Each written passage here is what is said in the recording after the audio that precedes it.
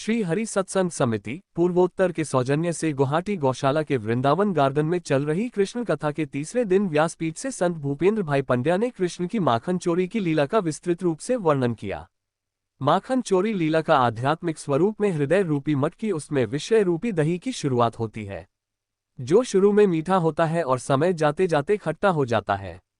जब भक्ति रूपी मटकी में दही जम जाए तो उसके स्वाद के लिए कन्हैया दौड़ के आ जाता है।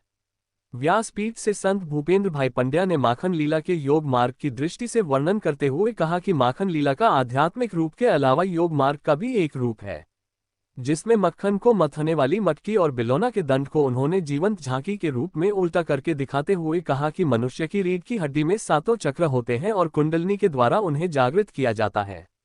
उल्टी मटकी मस्तिष्क के जैसे ही होती है और बिलौना का दंड रीढ़ की हड्डी और 2 रस्सी श्वास के भीतर और बाहर आने जाने का स्वरक्रम है। इस दही मथने से प्राणायाम होता है तो इसमें योग रूपी श्वेत दही निकलता है, जिससे दिव्य प्रकाश उत्पन्न होता है और इसी दिव्य प्रकाश से कृष्ण की प्राप्ति होती है।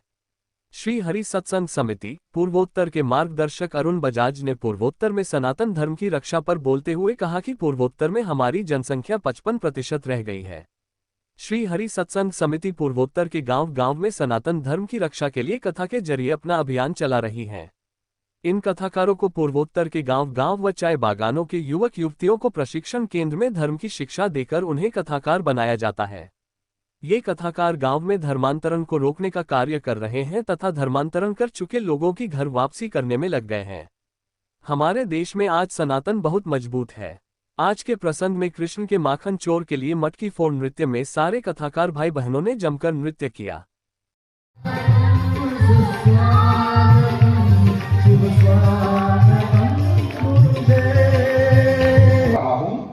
रस्सी है, रस्सी से ये ऐसे खींचा जाए, इसको संस्कृत में दाम कहते हैं। दाम का अर्थ है रस्सी, उससे वो खींचा जाता है जैसे बिलोनी। ऐसा करके दही का मंथन होता है छाछ का और ऊपर फिर मक्खन आता है। समझ में आ गई बात?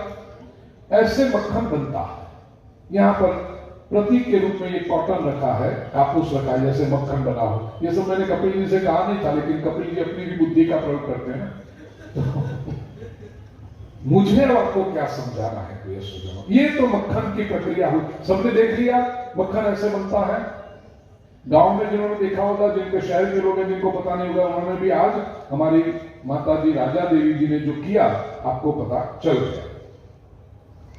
अब इसका तात्विक अर्थ, कन्हैया यदि चाहते तो केवल दूध भी पी सकते थे, कन्हैया यदि चाहते तो दही भी खा सकते थे, कन्हैया यदि चाहते तो छाछ पर भी बात ले जाते थे, कन्हैया यदि चाहते तो घी की महत्ता बढ़ा सकते थे कि यही मक्खन में से इसको मक्खन को गर्म करो तो घी बनता है। ये मक्खन तक क्यों रुके? न दूध पे रुक गए, न दही पे रुक गए, न छाछ पे रुक गए, मक्खन तक बात क्यों लाए? प्रिय स्वजनों, इसमें योग मार्ग की एक बहुत बड़ा संदेश, बहुत महत्वपूर्ण संदेश। अब ये पता तभी चलेगा जब अब श्रीमद् भागवत योग के ग्रंथ सब पता हो, सबका अध्ययन करने का सौभाग्य प्राप्त हुआ। योग मार्ग का एक बहुत अद्भुत संदेश इसमें छुपा हुआ है और वो मैं आपको बताऊं। बहना दरिद्र, तुम्हारी आवश्यकता पड़ेगी। इसको उल्टा कर दो, पूरा मटकी ऊपर आ जाए, डंडे के ऊपर मटकी टिकी रहेगी, चिंता मत करो, पूरा उल्टा कर दो, कुछ नहीं गिरेगा अंदर से। हाँ, और वो रस्सी, दरिद्र आप डंडा पकड़ा था ना, आपने डंडा पकड़ के रखो और राजा देवी जी वो रस्सी पकड़े। हाँ, मां अलग अलग हाथ में से, बस इतना ही रखो जरा, इतना ही। ये दृश्य आप देखिए, ये क्या है? ये जो मटकी है ना, ये मस्तक है और जो बिलोनी है, जो दंड है, वो सर्वाइकल कॉलम है, हमारी जो करोड़रज्जु जिसको बोलते हैं वो है। रीढ़ की जो हड्डी बोलते हैं वो है।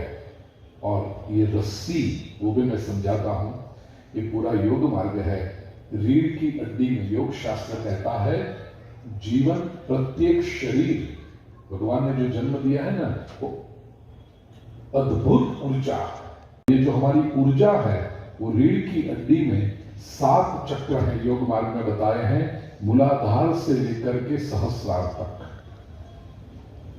मूलाधार, स्वाधिष्ठान, मणिपुर, ये सब एक चक्र सहस्रार तक, आज्ञा चक्र और सहस्रार, वहां अंत में भी विशुद्ध चक्र है और अनाहत चक्र, ये 7 हो गए। मूलाधार, स्वाधिष्ठान, मणिपुर, अनाहत, विशुद्ध, आज्ञा और सहस्रार, ये 7 चक्र में इतनी ऊर्जा है।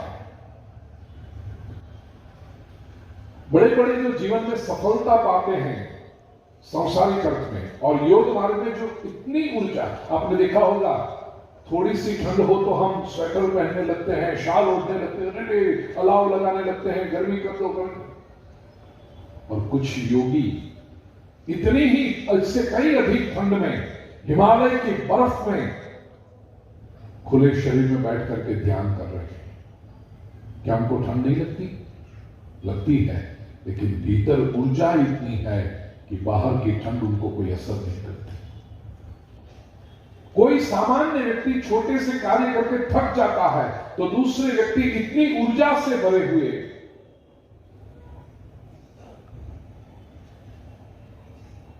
या फिर से कभी मैं हो सके तब तक जीवित व्यक्ति का नाम नहीं लेता, लेकिन अभी मुझे जो मेरे अंतःकरण में नाम आ रहा है मैं प्रकट करना चाहता हूं।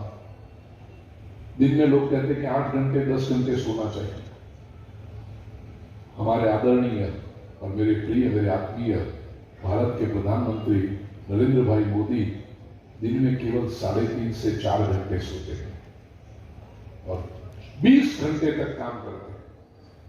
मैं कई ऐसे अफसरों को जानता हूं, IAS ऑफिसर्स को जानता हूं, वो कहते हैं नरेंद्र भाई के साथ काम करना मतलब बड़ा मुश्किल है। मीटिंग के लिए आ जाओ, रात के 11 बजे बुलाएंगे, मीटिंग के लिए आ जाओ, अलर्ट रहना पड़ता। तो वो IAS ऑफिसर कहते हैं हम तो थके हुए, लेकिन रात के 11 बजे भी नरेंद्र भाई देखो तो ऐसे ऊर्जावान दिखाई पड़ते। क्यों? वो इतनी साधक है, उपासना करते और सद्भाग्यशाली है भारत राष्ट्र कि ऐसा बड़ा प्रधानमंत्री प्राप्त हुआ। वर्ष में 2 नवरात्रि में वो अनुष्ठान करते हैं मां शक्ति की, केवल जल पी के रहते हैं, नींबू का पानी पी के रहते हैं। 2014 में जब प्रधानमंत्री बने उसके बाद पहली बार नवरात्रि में अमेरिका का निमंत्रण था, व्हाइट हाउस में गए।